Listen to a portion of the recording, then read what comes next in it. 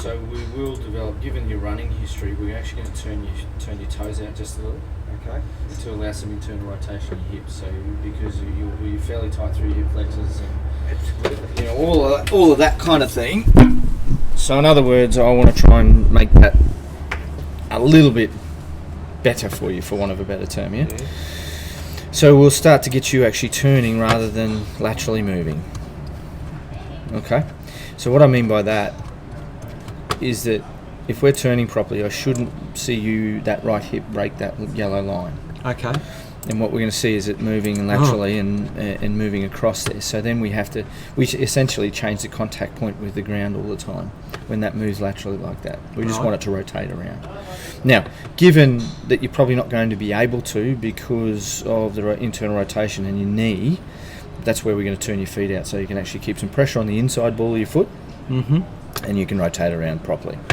So what we see then from the other side, from the other screen, is we start to talk about how vertical that arm pattern is. So in other words, as this starts to go back, we'll see how straight up and down,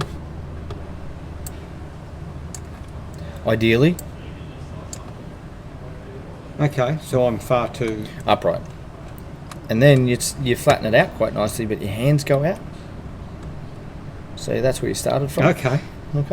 So in other words, all I'm going to do is get you to rotate better.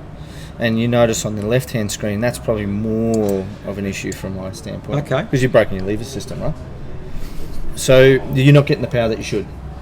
I have no power and no distance. Yeah.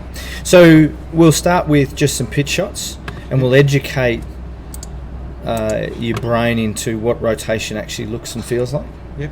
And we'll educate also that your hands are going to be pointing at your left groin instead of trying to lift it up in the air. Okay. And apart from that, that's all we're going to do today.